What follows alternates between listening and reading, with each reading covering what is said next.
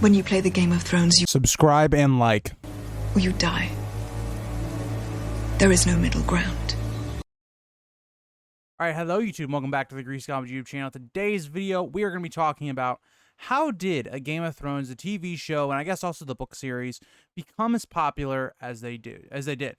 And the one thing I want to definitely point out here is fantasy as a whole.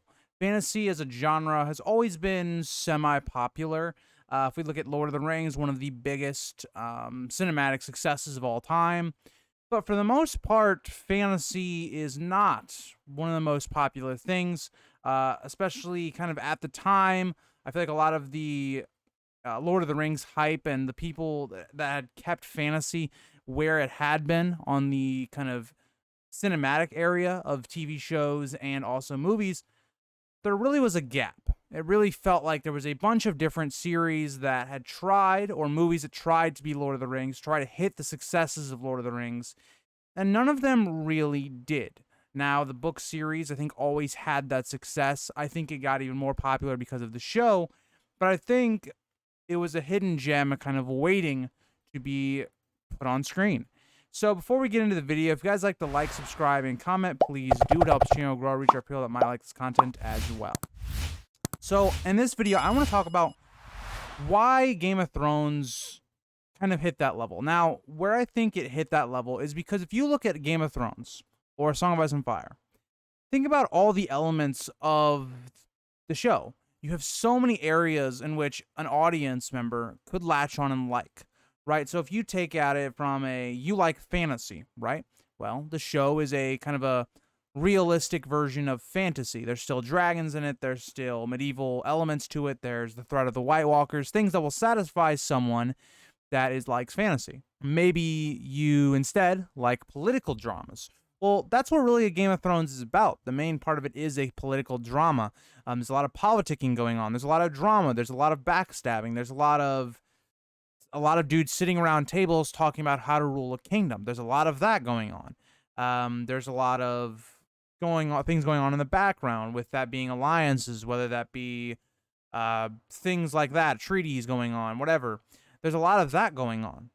For people that want a love, romance, there's a ton of that. One of the main themes within the show and the book series is how love and some of the things that come along with that can lead you down a bad choice when it makes decisions, right? If you look at Rob, in the show, they went with it a bit different and kind of went more on the romance side of it, where Rob falls in love with Talisa. In the books, it's a bit different, but you see how those elements of it really kind of culminate. So there's right away, there's those things, right? Those elements. And if we even look at the first season or the first book on how it pulls you in, the first season or book is a mystery. It's a mystery. The whole book and show are trying to figure out what's going on.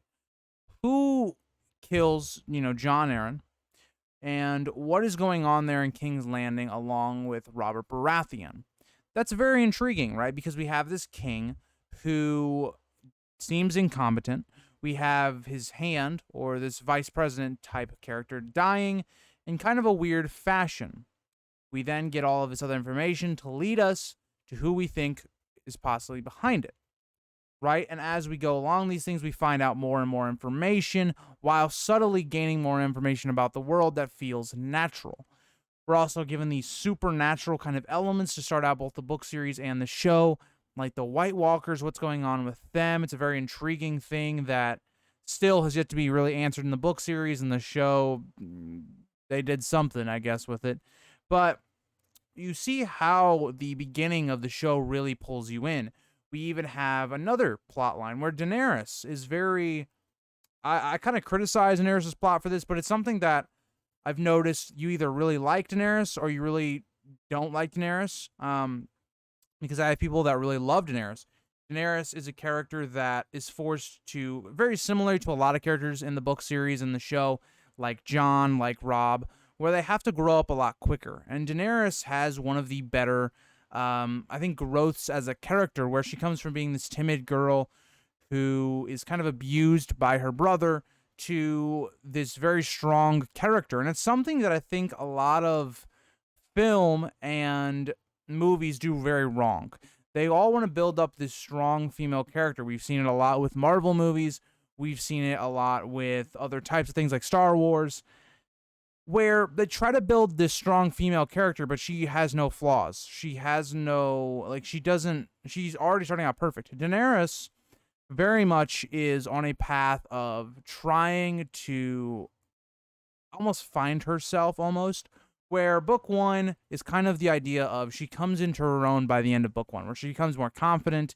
She's a Khaleesi. She's leading people. She has the dragons. She starts to become smarter, right? And then we look at her progress through book two. It's kind of learning mistrust for people and just becoming more wise and getting more experience with kind of the politicking world and all of that idea and how to lead people. And then we get into kind of book three, or if we're even looking at the show, seasons 3 and 4, she kind of uses a lot of her skills to then amass an army and things. I always talk about one of the things I think is really awesome with Daenerys is how she always is commenting that she's just a young girl, not wise and whatever. She does that kind of to make them think that they're really wise and that she's really stupid and she doesn't know what's going on. It's something that I wish the show would have done a bit more, because I think it's one of the more interesting things about Daenerys' character in the book is how she becomes more wise as she goes on. And that I think is a big thing, and I think it's going to resonate with, and I think, well, personally, female viewers, right? As we talk about a lot of things that there's very inclusive with Game of Thrones, where there was something kind of for everyone. Daenerys is kind of the storyline that I think a lot of women will definitely resonate with, because I think a lot of women have that experience in their life where it's a coming of age and kind of figuring out who you are as a woman and a lot of the struggles that go on with what Daenerys deals with. You also have other characters. And this is what I'm saying is that fantasy a lot of the times is something where fantasy is usually kind of I would say almost a male-dominated genre. I'm not saying women don't like fantasy, because they do. I have people in my own life that are women that like fantasy, but I'm just saying, for the most part, usually it is men. So a lot of the times it seems kind of, for men or whatever. You have a lot of men characters. Game of Thrones kind of goes away from that, because you have other characters like Arya, who, again, main character, a character that I think a lot of women resonate with. So I think there's something for everyone within the show, and it doesn't feel forced, right? Where a lot of shows feel like they're forcing in this diversity, Game of Thrones almost kind of feels natural in the way that characters are introduced, the issues that each character has. Arya is a character that's very rash at times. She's kind of got that, doesn't really think a lot at times. She's very survivability centered, but she's not really political, right? Which is something the Starks, for the most part, are not great at. And it's something Arya is kind of a weakness of hers. And even kind of the idea of her always kind of maybe believing in herself, which could be a good thing, but also a bad thing when it comes to realizing the situation almost. So you see how in every aspect, the show has or the books has a great idea of no character is perfect. Every character has their issues that they struggle with. And the books do this even better, because there's a lot more going on in the books. But the show and the books, we also look at the gray morality, because it's the idea that everyone is not going to have the same favorite character. You look at my favorite character in the show, it was Robb, right? Robb was my favorite character. There will be people that don't like Robb as much as other characters, because a lot of the decisions Robb does in the show can be seen as selfish, as stupid. Some other people will look for the smarter characters, like a Tyrion, or characters of that kind of nature, right? A Marjorie, an Olenna, a Littlefinger, a Varys. There are so many different characters and different elements that you can relate to as a person. There's always a character you're going to relate to, right? So that is kind of one of the big elements that I think is what made the show so impactful. And we're not even getting to the point that made me hooked onto the show, which is what I think made a lot of people hooked onto the show and or the book series, is the idea that in this world, no one is safe. It's something we talk about a lot on this channel when it comes to A Song of Ice and Fire and Game of Thrones. That feeling of the first I'd probably say 5 seasons, right? Because the first 5 seasons Jon Snow dies at the end. So you still have that uneasy feeling that anyone can die. The season 6 is where I kind of stopped feeling that. But it genuinely feels like if you relate to a character, if you really like a character, you don't know if they're safe. You never know what's going to happen. Every decision is crucial. And that's what made every episode interesting, especially when you're first watching the show or reading the books, is that you really are trying to pay attention to see what's going on, and you might even overlook things that's going on because they're your favorite character, because you want them to survive so badly. That's how I was with Rob. Before I knew the Red Wedding was going to happen, that's how I felt with Rob. I was like, okay, well, I love Rob, so I'm okay with him beheading the Lord Karstark, because in reality, that is kind of the morally correct thing to do. But in the retrospectiveness of his war efforts, it was a terrible decision. The same thing with like Talisa, right? And that to me is something that I think got a lot of people on board. Now, I do think there's some exceptions, because Daenerys is a character that even in the show and even the book series, I never felt had any danger of dying or anything like that, because the problem with Daenerys is she's so far away from the story. If she randomly would die before ever coming to Westeros, it would feel really dumb to even have her included in the story. So that was one of those characters where another reason I didn't love Daenerys' character, because I didn't feel those stakes with Daenerys like I did with other characters in Westeros, where I felt like they could have died at any point. And Daenerys is going to flip in Winds of Winter, because again, she's coming into Westeros. Anything could happen, right? When she gets to Westeros, it feels like her story, this is what we've been building to, right?